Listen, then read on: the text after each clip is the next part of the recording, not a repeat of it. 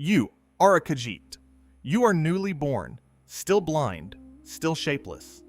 And above the roof, two moons are deciding what you will be for the rest of your life. No one thinks to ask you. Everyone in the room watches the sky, not you. The sky is what chooses. 2 legs or 4, the size of a warhorse, or the size of a thing that sleeps on a lap. Your mother's shape had no say. Your father's had none. Only the moons. Here is what no one tells a newborn. Those 2 moons will one day go out, and when they return, someone will step in front of that light, take the credit, and use your gratitude to take your home. You do not know that yet. You will. For the first days of your life, you look like every other cub. Small, soft, indistinct. Then you begin to become something, and what you become was written the night you arrived, in the exact angle of 2 lights you cannot remember seeing. Roll one way, and you are Suthe, upright, quick, the shape the rest of Tamriel pictures when it hears the word Khajiit. Roll another, and you are Cathay, broad as a Nord, and twice as patient. Roll far enough, and you are Senche, a tiger the length of a cart, strong enough to carry your own cousins into war on your back. Or the moons laugh, and you are Alfik. An Alfik is the size of a housecat. Not a metaphor. You are a whole person. You think, you scheme, you can pull spells out of the air through the very tip of your tail. Housed inside the body of the thing a Nord farmwife scoops up, calls precious, and sets on her lap. People coo at you. They pick you up. They talk slowly, in case you cannot follow. You follow perfectly. That is the joke, and you are not the one laughing. None of this runs in the blood. Your parents' forms meant nothing. A mother the size of a lapcat can give birth to the tiger. The tiger's own littermate can be the lapcat. Same womb, same night, 2 moons a few degrees apart. And one of you is ridden into battle while the other spends its life being mistaken for a pet. Not a bloodline, not a choice. A phase of the moon. You could have been anything. You were handed this. And the world beyond your desert will never once ask which shape the moons rolled. Because to that world, there is only one answer to what you are, and it is not a kind one. They will not see a warhorse, or a wizard, or a lapcat with a spell on its tongue. They will see cat. And they decided, long before you were born, exactly what a cat is worth. Because there is one more thing the moons give you, and it is the holiest thing you will ever taste. They call it moon sugar. You are taught it is crystallized moonlight, caught in the tides, carried to the cane fields, pressed into grains that glow faintly from the inside. When you set it on your tongue, you believe you are eating a sliver of the eternal soul of your gods. It is in your candy, your bread, your funerals, your prayers. It is the sweetness at the center of being Khajiit. The rest of Tamriel has a shorter word for a piece of your god. They call it contraband. Refine that sacred grain one step further, and it becomes skooma, and skooma communes with nothing. It hollows you, your teeth, your mind, your years, and there is no walking out once you have walked in. The same moonlight that is a sacrament in the temple is a slow death in the alley. You may be the only soul in Tamriel who can get addicted to your own religion. And something waits inside that sweetness. Take too much, and a voice comes through. Playful, patient, wrong. The skooma cat. The mad god, who found the crack in the light your gods hung across the sky and learned to whisper through it. Communion and madness use the same door. And in a deep enough trance, you cannot tell which one has come to sit with you. It would comfort you to believe your gods are strong. They are not. The 2 moons you pray to, the lights that shape your children and sweeten your bread, were born dead.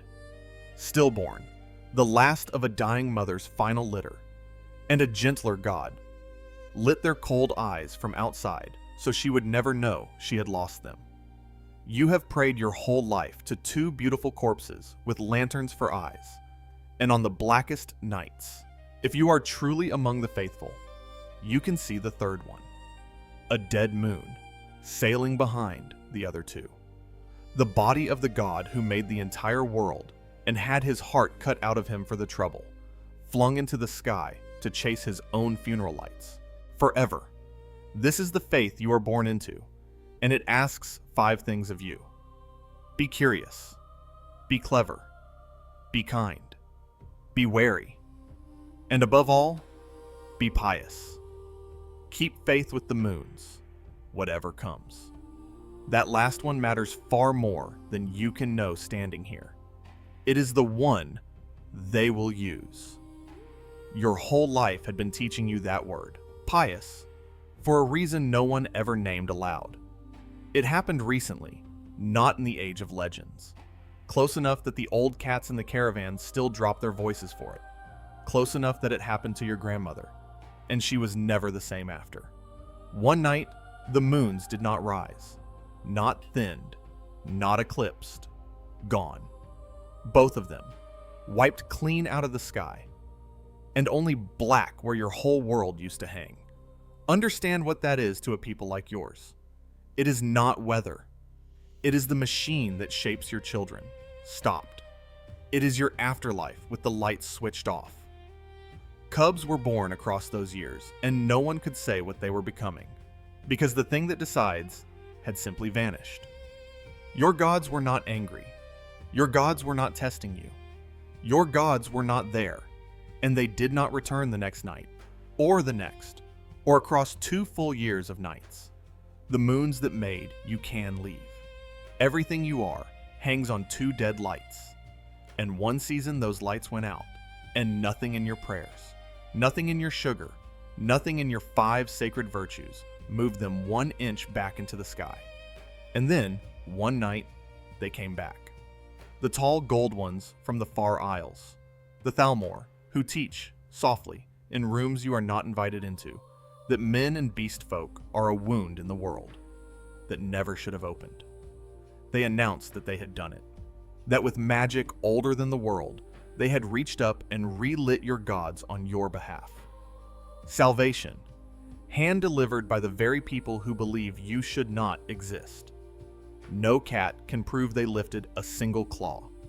It is every bit as likely they knew the moons were always going to return, and simply stepped in front of the dawn to take the bow. But you did not ask for proof. You were 2 years deep in the dark with your children coming out unformed, and someone said, "I fixed the sky." And you would have thanked anyone. You thanked them. You loved them for it. You have never made a more expensive prayer of thanks. Because gratitude, it turns out, is a leash you hand over yourself.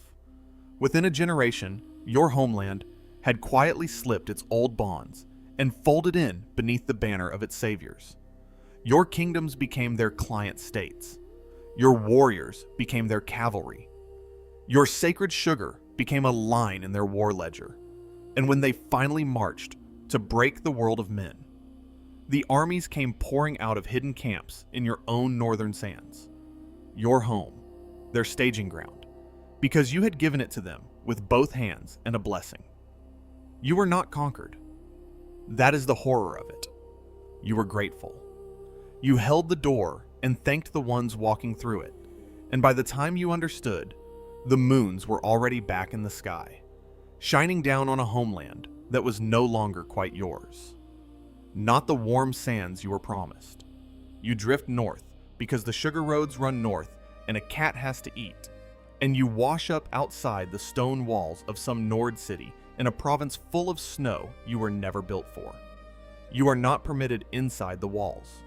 Your caravan makes camp in the cold at the gate, and the guards look at you and see a pickpocket, a skooma peddler, a rug that has not been cut yet, and they will tell you so, smiling, that they would like to make a rug of you.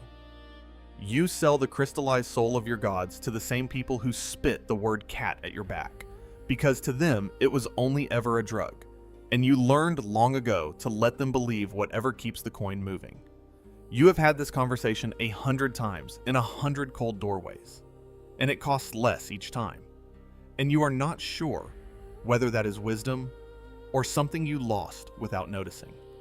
And on a clear night in that cold country, you look up. They are still there.